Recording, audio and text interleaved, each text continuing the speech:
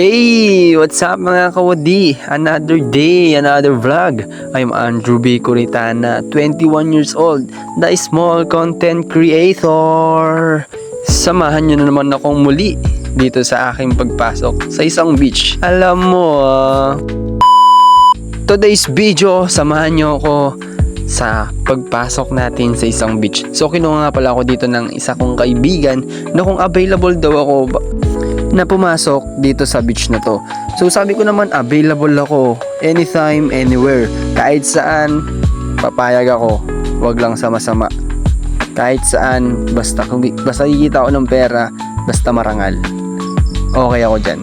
So sinabi ko naman na wala akong sasakyan, so sinama ako ni Denden, sinundo niya ako sa bahay. Syempre plus 10 ka sa akin din, ha? Napakabait mo, magbago ka na. So dito nga pala guys, malapit na kami dito and pumasok kami dito umaga, and ito na nga pala pasok dito sa lugar na to. So dito makikita mo napakadami ditong resorts, mga bagong resorts na matatagpuan mo dito pag pupunta ka sa dulo.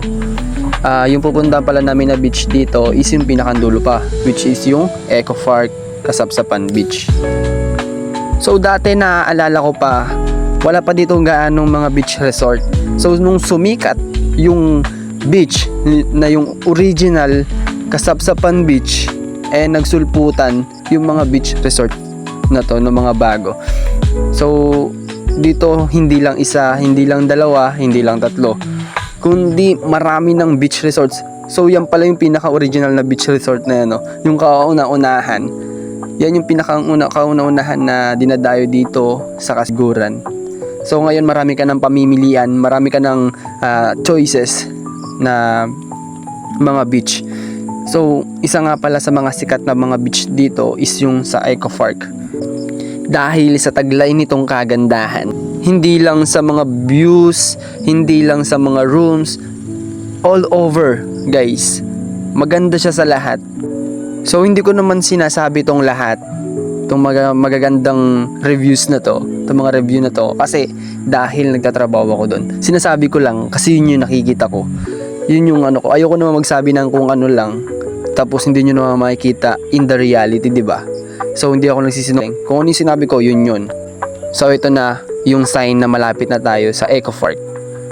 Ito yung road na hindi pa siya sementado. Ito yung road na papunta sa Eco Park. So meron din dito madadaanan na dalawang resort bago pa yung Eco Park. Dati ito libre lang to, itong resort na to wala pa yan, puro puno lang yan. Tapos dyan yung inaano namin, pinupuntahan namin. Dati libre lang yan walang nagbabawal. So ngayon napuntahan ko, nadaanan ko, ganun na pala yun, may bayad na pala, mayroon na pala mga cottages. Nakakabigla kasi napaka business minded na ng mga tao ngayon. Wala ka nang makikita mga nakabagak lang dyan, kung nakabakante na loob, wala na. Tama nga naman yung mga naiisip nila, kesa naman di mo mapapakinabangan yung mga lupa na pwede mo naman pala pakinabangan, di ba? In the first place, wala naman mawawala kung susubukan mo, di ba? So nalibang ako. Ito nga pala yung mga ginagawa ko. Nagwawalis ako sa umaga and sa hapon. Dinadakot ko na rin siya, tinatapon ko siya. So kung nakita ninyo yung sinturon nung vintage yun guys. So mga gusto daw, binibenta na niya yun just DM me guys. Dito nga pala tapos na kami magtrabaho. So yan, biglang may dumating na guest. And yan yung nga sinasabi ko sa inyo na isa sa mga maganda dito sa Eco Park Beach Resort na to is kapag may bagong guest is papalitan yung mga bedsheet, pati yung cover ng mga unan.